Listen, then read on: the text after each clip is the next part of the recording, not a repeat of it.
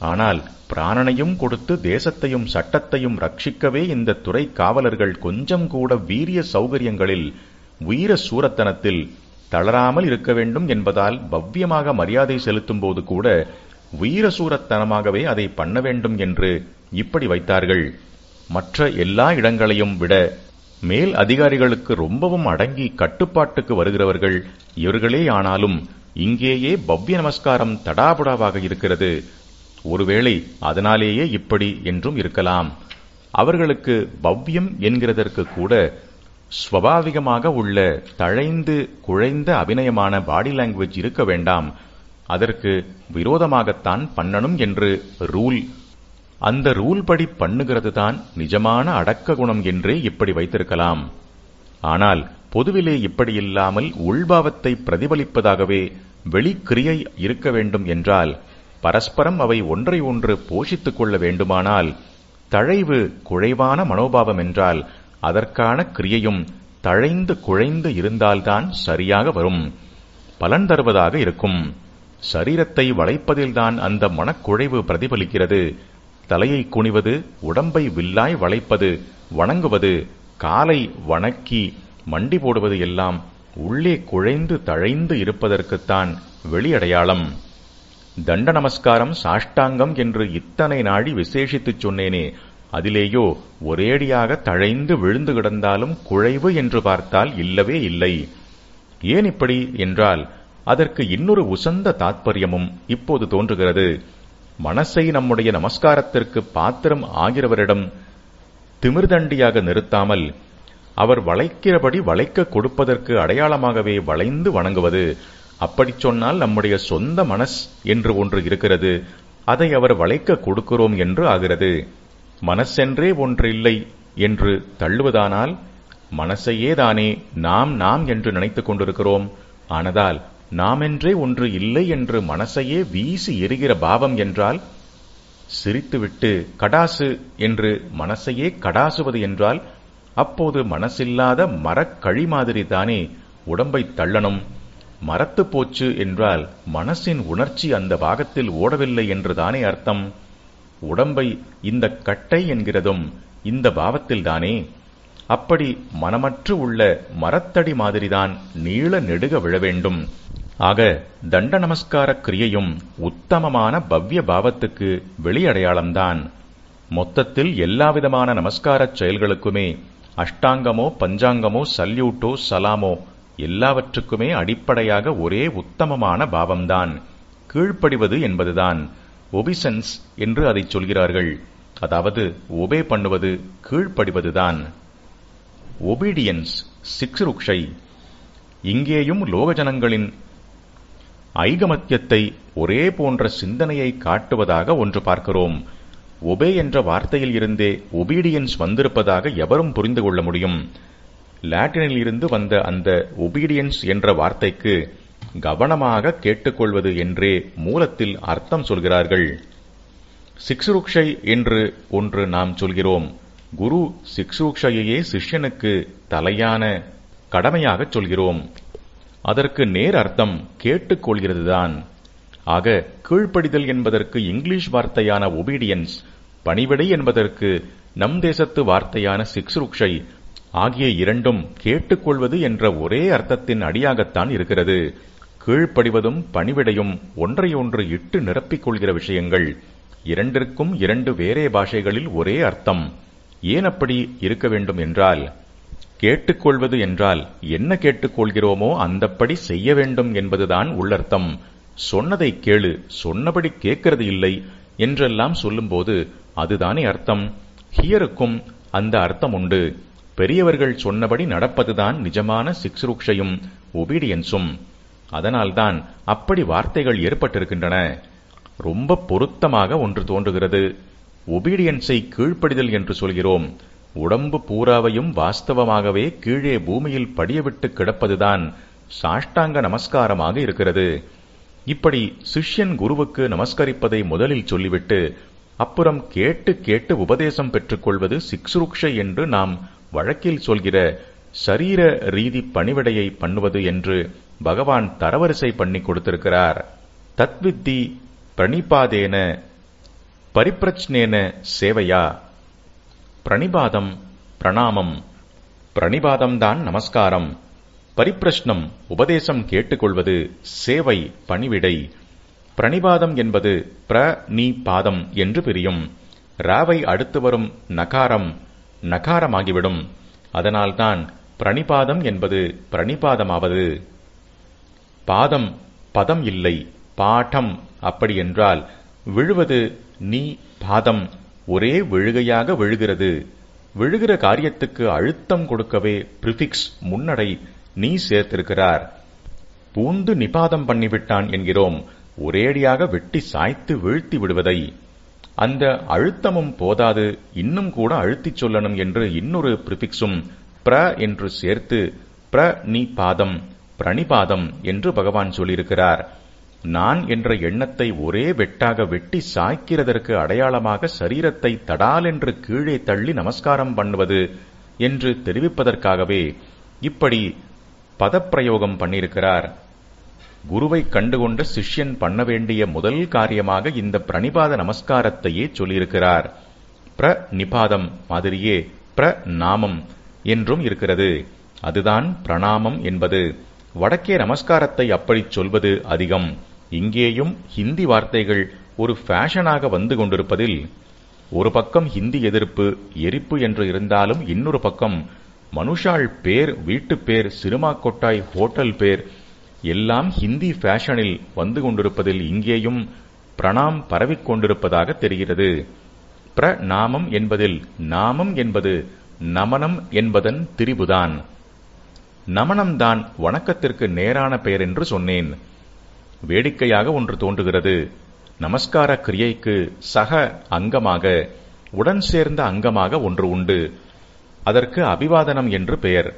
உபநயனமான குழந்தையை அபிவாதையை சொல்லு என்பது அதைத்தான். அபிவாதையே என்ற வார்த்தையில் ஆரம்பித்து தான் இன்னார் என்று தெரிவித்துக் கொள்வதாக சிலது சொல்லியே அந்த கிரியையை பண்ண வேண்டும் என்பதால் இப்படி சொல்கிறோம். நமஸ்காரம் பண்ணினவுடன் தப்பாமல் அப்படி சில வார்த்தைகளை சொல்லி தன்னை அறிமுகப்படுத்திக் கொண்டே ஆக வேண்டும். அங்கே தன் பெயரை, நாமத்தை கோத்திர சூத்ராதிகளுடன் தெரிவிக்கணும். இப்போது நான் சொன்னதில் இருந்து முதலில் நமஸ்காரம் சமர்ப்பிப்பது, அப்புறம் தன்னுடைய நாமத்தை தெரிவித்துக் கொள்வது என்று தெரிகிறது அல்லவா? இதை வைத்துத்தான் பிரணாமத்திற்கு வேடிக்கையாக ஒரு அர்த்தம் செய்து கொண்டேன். என்ற பிரிஃபிக்ஸுக்கு பல அர்த்தம். அது பின்னால் வரும் வார்த்தைக்கு அழுத்தம் கொடுக்கும், சிறப்பு சேர்க்கும். முன்னால், முற்கால என்றெல்லாமும் அர்த்தம் கொடுக்கும். நாமம் என்கிற நமனமாகிற நமஸ்காரத்திற்கு சிறப்பு மொழியே பிரநாமம். ஒரு பெரியவரின் முன்னால் செய்யப்படும் நமஸ்காரம் என்பதாலும் பிரநாமம். இவைதான் சரியான அர்த்தம். பிரநாமம்தான் பிரணாமம்.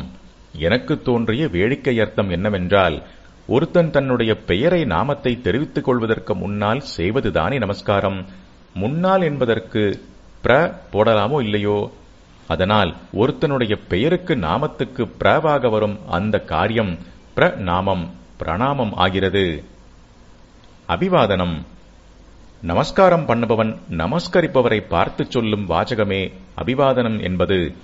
மொத்தத்தில் தான் யார், என்ன பெயர், எந்த பாரம்பரியத்தில் வந்தவன் என்று தெரிவித்துக் கொள்வதே அபிவாதனம். தன்னை விட வயசில் பெரியவர் ஒருவர் வருகிற போது ஒருத்தருடைய பிராணன் மேலே கிளம்பி வெளியில் போக பார்க்கும்.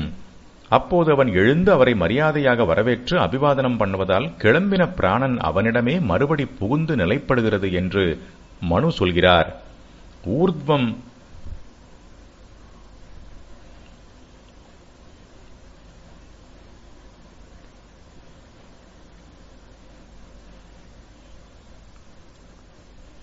பிராணாயுத்கிரமாந்தி யூனஹா ஸ்தவிர ஆயுதி பிரத்யுத்தானாபிவாதாபியாம் புனஸ்தான் பிரதிபத்தியதே. இங்கே வயசில் சின்னவன் உட்கார்ந்து கொண்டோ படுத்துக்கொண்டோ இருக்கும்போது ஒரு பெரியவர் அந்த பக்கம் வருவதை பற்றி சொல்லியிருக்கிறது. ஒரு பெரியவரை எப்போது பார்த்தாலும் நமஸ்காரம் பண்ணி அபிவாதனம் செய்வதையும் மனு உள்பட எல்லா தர்மசாஸ்திரக்காரர்களும் சொல்லியிருக்கிறார்கள். முதலில் நமஸ்காரம், அப்புறம் எழுந்து குனிந்து நின்று கொண்டு 2 காதையும் 2 கையால் தொட்டுக்கொண்டு வலது காதை வலது கையாலும் இடது காதை இடது கையாலும் தொட்டுக்கொண்டு தான் இன்னார் என்று நமஸ்காரம் பண்ணப்படுகிறவருக்கு சாஸ்திரோக்தமாக அறிமுகம் செய்து கொள்வதான அபிவாதன வாசகத்தை சொல்லணும். காதை ஏன் தொட்டுக்கொள்ள வேண்டும் என்றால், அதுதான் பஞ்சபூதங்களில் உசந்த ஆகாசத்திற்கு உரிய சப்தத்தை கிரகிப்பது. அபிவாதனம் சொன்ன அப்புறம் 2 கையையும் காதில் இருந்து எடுத்து தன்னுடைய முழங்காலில் இருந்து பாத கட்டை விரல் முடிய தொட்டுக்கொள்ள வேண்டும். குனிந்து நிற்பது பணிவை காட்டுவது. விழுந்து நமஸ்கரித்தவன் எழுந்து நின்ற பின்னும் விரைப்பாக நிற்காமல் உடம்பை வளைத்து குனிவதே அதே வினயத்தை அண்டர்லைன் பண்ணி இன்னொரு விதத்தில் காட்டுகிறதுதான். காதில் இருந்து கையை எடுத்து கால் முடிய தொடுவது தன்னை அப்படியே முழுக்கவும் நமஸ்காரம் பண்ணப்படுகிறவருக்கு அர்ப்பணம் பண்ணிக் கொள்வதற்கு அடையாளம். காது சிரசில் இருப்பதால் காதில் இருந்து பாதம் தொடுவதே தலையில் இருந்து கால் வரையில் அர்ப்பித்துக் கொள்கிற மாதிரிதான். ஏன் தலையை தொடாமல் காதை தொடரும் என்றால், காதின் முக்கியத்துவம் முன்னமையே சொன்னேனே. அதுதான் ஆகாச பூதத்துக்கு உரித்தான சப்தத்தை கிரகிப்பது என்றேனே. உபதேசம் கேட்டுக்கொள்வதும் காதுதான். நமஸ்கரிக்கப்படுபவரின் ஆசீர்வாதத்தை கேட்டுக்கொள்ளப் போவதும் அதுதானே. அதனாலெல்லாம் காதில் இருந்து கால் வரையில். இந்த காரணங்களைத் தவிர இந்த நமஸ்கார கிரியையே ஒரு யோகாபியாசம். பலவிதமான நாடி சலனங்களால் நம் சித்தத்தை சுத்தம் செய்யும் தேகப் பயிற்சி என்று புரிந்து கொள்ள வேண்டும். அதில் காதை தொடுவது, அப்புறம் முழங்காலில் இருந்து விரல் முடிய தொடுகிறது எல்லாவற்றுக்குமே சித்த சுத்திக்கு சகாயம் செய்வதான பிரயோஜனம் இருக்கிறது. நமஸ்காரம் பண்ணப்படுபவருக்கு தன்னை சர்வாங்கமும் அர்ப்பணம் செய்யும் தாத்பரியத்தை உள்ளே அடக்கிக் கொண்டிருக்கிற யோகாபியாசமாக இதைச் சொல்லலாம். முடிவாக நமஸ்காரம் பண்ணப்படுகிறவரின் பாதங்களை தொட வேண்டும். எதற்காக இப்படி பாதத்தை தொட வேண்டும் என்று கேட்டால், லாஜிக்கலாக அதற்கு பதில் சொல்ல முடியாது. பக்திக்கும் வினயத்துக்கும் நேச்சுரல் எக்ஸ்பிரஷனாகவே பாத ஸ்பர்சம் இருக்கிறது. அந்த கெஸ்டரில், சைகையில் நமக்கு நமஸ்கரிக்கப்படுகிறவரிடம் உள்ள பக்தி அடக்கம் எல்லாம் பூர்ணமாக அடங்கிவிடுகின்றன.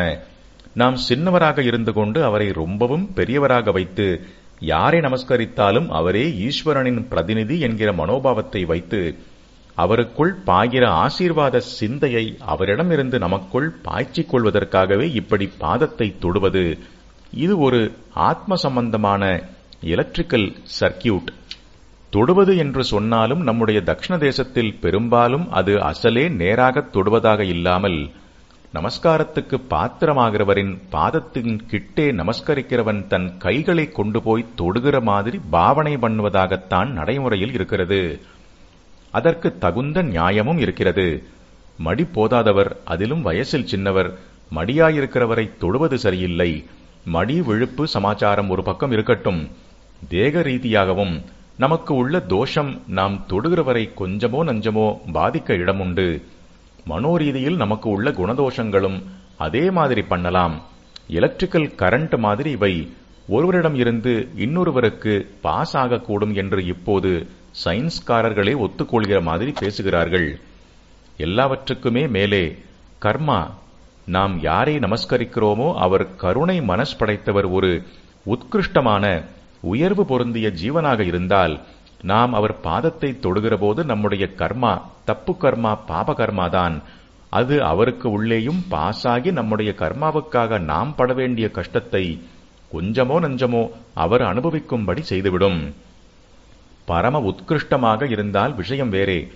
அவருடைய ஞானாக்னி, தபோசக்தி, யோகசக்தி, பக்தியில் மகிமை, இப்படி ஏதோ ஒன்றின் பவரில் பிரத்யாரிடமிருந்து வந்து சேர்கிற கர்மா பஸ்பமாகிவிடும். ஆனால் அப்படி இருக்கக்கூடியவர்கள் ரொம்பவும் துர்பலம்தான். நமக்கோ பிரத்யார் எவருடைய உள்சக்தியை பற்றியும் திட்டமாக தெரியத்தானே தெரியாது.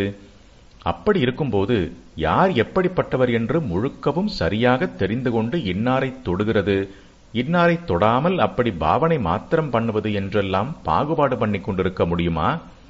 ஆகையினால் எல்லோரையுமே பாதஸ்பர்சம் பண்ணுகிற மாதிரி பாவனையில் செய்தாலே போதும். அதுவே நடைமுறைக்கு சரியாக வரும். ஒரேடியாக பக்தி பெருக்கிவிட்டு வந்து அந்த ஆவேசத்தில் நமஸ்காரத்துக்கு பாத்திரமாகிறவரின் பாதத்தை தொட்டால், இறுக்கி கட்டிக்கொண்டால் கூட அதுவும் வேறே விஷயம். அந்த பக்தி பெருக்கே சமஸ்த தோஷங்களையும் நிவாரணம் பண்ணிவிடும். ஆனால் அந்த மாதிரி நிஜ பக்தியின் ஆவேசம் நமக்கு வருவதும் ரொம்ப துர்பலம்தான். ஏதோ தற்காலத்துக்கு ஏற்படுகிற இமோஷனை நிஜ பக்தியுடன் சேர்த்துவிடக்கூடாது. ஆனபடியால் நமஸ்கார பாத்திரரை தொடுவது இல்லை என்று கட்டுப்படுத்திக் கொண்டு ஜாக்கிரதையாக இருப்பதே நமக்கும் நல்லது, அவருக்கும் நல்லது.